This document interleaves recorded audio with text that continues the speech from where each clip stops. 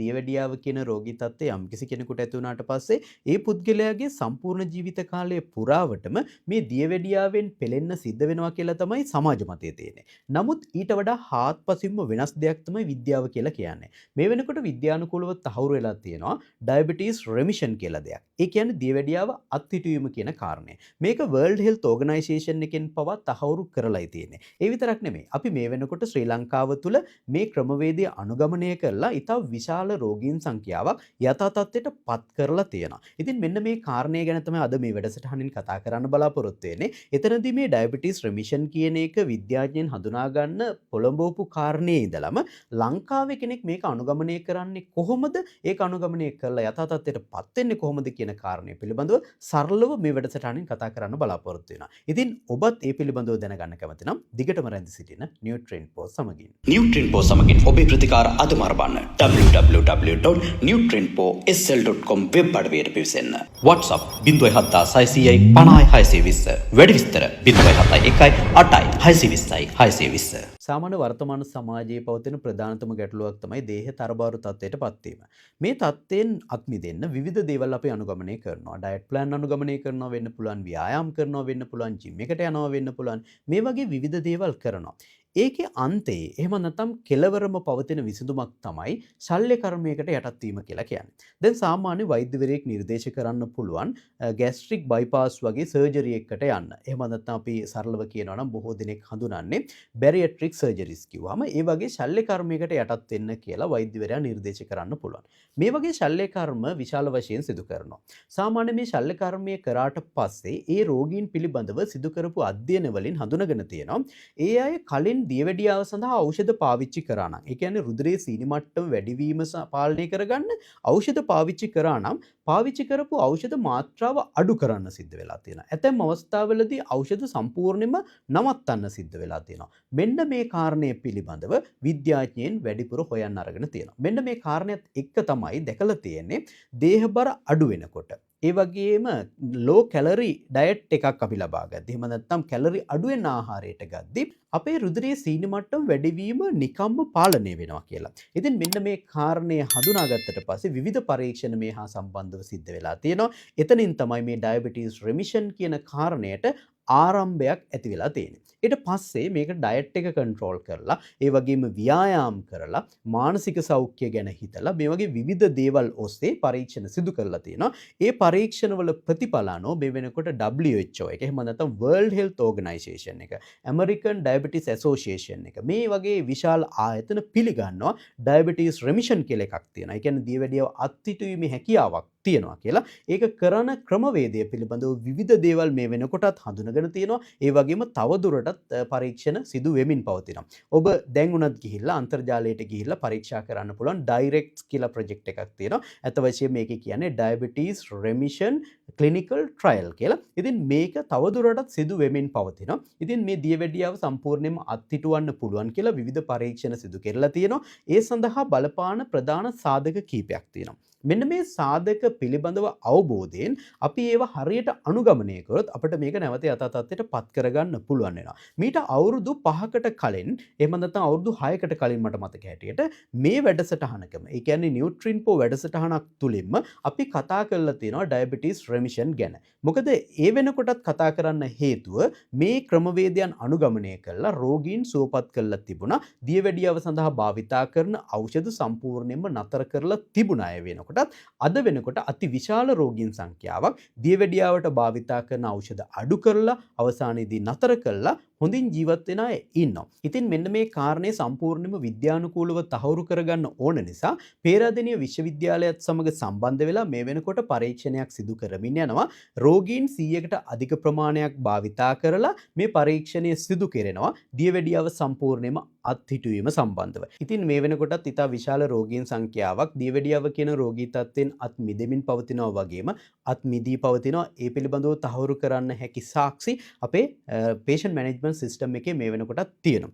ඉතින් මම මේ වැඩසටහනින් බලාපොරොත්තු වෙනවා ඔබව ඒ පිළිබඳව දැනුවත් කරලා ඔබට යම්කිසි දෙයක් කරගන්න පුළුවන් නම් ඔබේ ජීවිතයට ඒක එකතු කරගත්තොත් එහෙම ඔබ භාවිතා කරන ඖෂධ මාත්‍රාව හෝ අඩු කරගන්න පුළුවන් වෙයි. ඔබට සම්පූර්ණයෙන්ම මේ දියවැඩියාව අත්හිටුවා ගන්න ගන්න අවශ්‍ය නම් එහෙම නැත්නම් රෙමිෂන් කියන තත්ත්වයට පත්වීමේ අවශ්‍යතාවයක් තියෙනවා නම් සෞඛ්‍ය වෘත්තිකයෙකුගේ උපදෙස් අනුව කටයුතු කිරීම තමයි වඩාත් වැදගත් වෙන්නේ. නමුත් අද මම මේ කියන කාරණා හරියට සකස් කරගත්තොත් පූර්ව දියවැඩියාව කියන තත්ත්වයේ ඉන්න කෙනෙකුට නැවත යථා තත්ත්වයට ඉක්මනින්ම පත් වෙන්න පුළුවන්. ඒ වගේම දියවැඩියාව වගේ රෝගී තත්ත්වවලට පත් වෙලා ඖෂධ භාවිතා කරන කෙනෙක් නම් ඔබගේ වෛද්‍යවරයා සමග සාකච්ඡා කරලා ඖෂධ මාත්‍රාව අඩුවන තත්ත්වයට පත් කරගන්නත් මේක හේතුවක් වෙයි. මොකද මේ කාරණේදී අපි රුධිරයේ සීනි මට්ටම අඩු වෙන විදිහට සකස් කරන නිසා ඔබ භාවිතා කරන ඖෂධ මාත්‍රාව අඩු කරන්න ඕනේ. එකවර නවතා දැමීමක් නෙමෙයි මේ කියන්නේ. ඒ අඩු කිරීම ඔබේ වෛද්‍යවරයාත් එක්ක කතා කරලා ටේල් ඔෆ් කිරීමක් විදිහට. ඒ කියන්නේ ටික ටික අවශ්‍ය ස්ථානවලින් ඉවත් කිරීම තමයි කරන්නේ. ඒ වගේම ඔබේ ඉම්ප්‍රූව්මන්ට්ස් ගැන සලකමින් තමයි මේක කරන්න ඕනේ. ඒ කියන්නේ දැන් සාමාන්‍යයෙන් අපේ HbA1c එක අපි බලනවා නම් ඒ HbA1c එක අඩු වෙනවද කියලා බලන්න ඕනේ. ෆාස්ටින් බ්ලඩ් ෂුගර් එක කොහොමද හැසිරෙන්නේ කියලා බලන්න ඕනේ. ඔබේ ආහාර සමග රුධිරයේ සීනි මට්ටම අනපේක්ෂිත විදිහට අඩු වෙනවද? ක්‍රියාකාරකම් එක්ක අඩු වෙනවද? ඒ සියල්ල සලකා බලන්න ඕනේ. ප්‍රධාන කාරණා 4ක් ඔබ අනුගමනය කරන්න ඕනේ. පළමුවන කාරණය තමයි ඔබේ ඩයට් එක. ඔබේ ආහාර නිවැරදිව ලබා ගන්න ඕනේ රුධිරයේ සීනි මට්ටම අනපේක්ෂිත ලෙස වැඩි වෙන්නේ නැති වෙන්න, දේහබර වැඩි නම් අඩු වෙන්න මේ ඩයට් එක සකස් කරගන්න ඕනේ. සංකීර්ණ කාබෝහයිඩ්‍රේට වැඩි වෙන්න ඕනේ. සරල කාබෝහයිඩ්‍රේට ඉක්මනින්ම රුධිරයට සීනි විදියට අවශෝෂණය කරන කාබෝහයිඩ්‍රේට අඩු වෙන්න ඕනේ. මේක බැලන්ස් ඩයට් එකක් විදියට ලබා ගැනීම කරන්න ඕනේ. ඒක ඔබ අනිවාර්යයෙන්ම අනුගමනය කරන්න ඕන පළමුවන කාරණය. දෙවන කාරණය තමයි ඔබේ ක්‍රියාශීලී බව. ඔබ ව්‍යායාම් සිදු කරනවද, මාංශපේශි වර්ධනය කරගන්නවද කියන එක ප්‍රධාන වශයෙන්ම බලපානවා. ඔබ ව්‍යායාම් සිදු කරද්දී මාංශපේශි වර්ධනය කරගද්දී මේ මාංශපේශි තුල සීනි පහසුවෙන්ම දහණය වෙනවා. මෙන්න මේ කාරණේ නිසා රුධිරයේ සීනි මට්ටම වැඩිවීමේ හැකියාව අඩු වෙනවා. ඒ නිසා මාංශපේශි ක්‍රමානුකූලව වර්ධනය කරගන්න පුළුවන් ක්‍රමවේදයකට ඔබ යන්න ඕනේ. ඊළඟ කාරණේ තමයි ඔබ සාමාන්‍ය කාඩියෝ වර්ක්අවුට් එකක් කරද්දී ඔබේ බෙලි ෆැට් එක උදරය ආශ්‍රිතව පවතින මේදය අඩු වෙනවා. මෙන්න මේ මේදය අඩු වුණාම ඉන්සියුලින් රෙසිස්ටන්ස් කියන තත්ත්වය අඩු වෙනවා. ඒ නිසා අපි අනිවාර්යයෙන්ම මේ කාඩියෝ වර්ක්අවුට් එකක් කරන්න ඕනේ. ඒක අපි සාමාන්‍ය අපහසුතාවයෙන් කරන්න ඕනේ කියලා කියන්නේ ක්‍රමානුකූලව යද්දී අපිට මේක පහසුවෙන්ම කරන්න පුළුවන් වෙනවා. ඊළඟ කාරණය තමයි නිින්ද කියන එක. ඔබ ප්‍රධාන වශයෙන්ම හොඳ නිින්දක් ලබා ගන්න ඕනේ. ඉතින් මේ නිින්ද ලබා ගත්තේ නැත්නම් ඔබේ මානසික සෞඛ්‍යයටත් ඒක බලපානවා. අපි ඊළඟට කතා කරන සාධකය තමයි මානසික සෞඛ්‍ය. ඉතින් ඒකත් නැති වෙනවා ඔබ හොඳ නිින්දක් ලබා ගත්තේ නැත්නම්. ඉතින් හොඳ නිින්දක් ලබා ගන්නේ කොහොමද කියන එක ගැනත් අපි නියුට්‍රින් පොතලින් කතා කරලා තියෙනවා. ඉතින් මේ පිළිබඳව අවබෝධයක් ගත්තොත් එහෙම ඔබට ඒකත් සකස් කරගන්න පුළුවන් වෙයි. ඒ වගේම මානසික සෞඛ්‍යය පවත්වා ගැනීමට කටයුතු කරන්න ඕනේ. ඒ වගේම මේ මානසික සෞඛ්‍යය කියන එක සියලු දේටම බලපෑම් ඇති කරනවා කියන කාරණයත් මතක් කරන්න ඕනේ. ඉතින් මෙන්න මේ කාරණා නිවැරදිව පාලනය කරලා අපි මේ වෙනකොට රෝගීන් අති විශාල සංඛ්‍යාවකගේ රුධිරයේ සීනි මට්ටම අඩු කරලා තියෙනවා. ඉතින් ඒ නිසා අපිට මේක කරගන්න පුළුවන්. හොඳ උපදෙස් සහිතව හොඳ හික්මීමක් සහිතව මේ දේ කරොත් අනිවාර්යයෙන්ම ඔබ දැනට පාවිච්චි කරන ඖෂධ මාත්‍රාව අඩු කරගන්න පුළුවන්. ඇතැම් අවස්ථාවලදී ඉන්සියුලින් භාවිතා කරන පුද්ගලයන්ගේ ඉන්සියුලින් මාත්‍රා අඩු කරලා ඉන්සියුලින් ලබා ගන්නේ නැති තත්ත්වයට පත්වීමේ හැකියාවක් තියෙනවා. ඒක එක් එක් රෝගී පුද්ගලයා අනුව වෙනස් වීමේ හැකියාවක් තියෙනවා කියන කාරණේ මතක තියාගන්න ඕනේ. ඉතින් මේ දියවැඩියාව කියන රෝගී තත්ත්වය නිසා ඇතිවන විවිධ අතුරු ආබාධ තියෙනවා. අපි දන්නවා ඇස් වලට හානි වෙනවා, ස්නායු වලට හානි වෙනවා, වකුගඩු වලට හානි වෙනවා.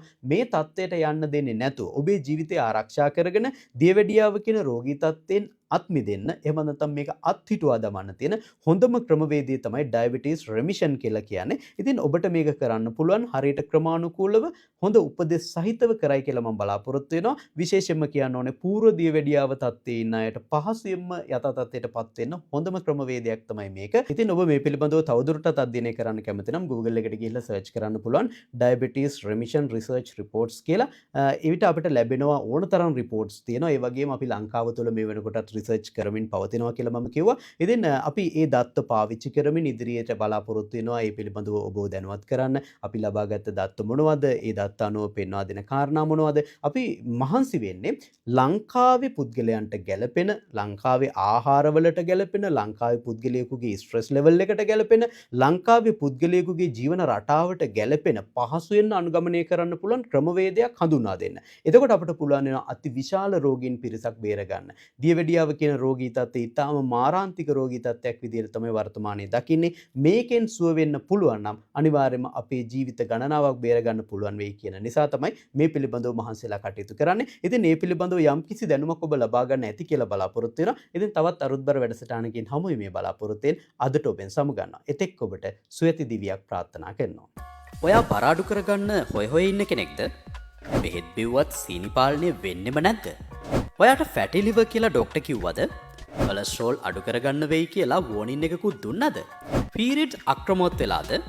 වකුගඩු රෝගයෙන් පෙළෙන නිසා හැම දේම කන්න එපා කිව්වද? ඔයා කෙට්ටු වැඩි කියලා හැමෝම කියනවද? මේ වගේ ප්‍රශ්න ඔයාටත් ඇති. මේ සියල්ලටම විසඳුමක් දෙන්න තමයි Nutrainpo online clinic එක තියෙන්නේ. www.nutrainposl.com වෙබ් අඩවිය හරහා ඔබේ අවස්ථාව දැන්ම වෙන් කරවා ගන්න.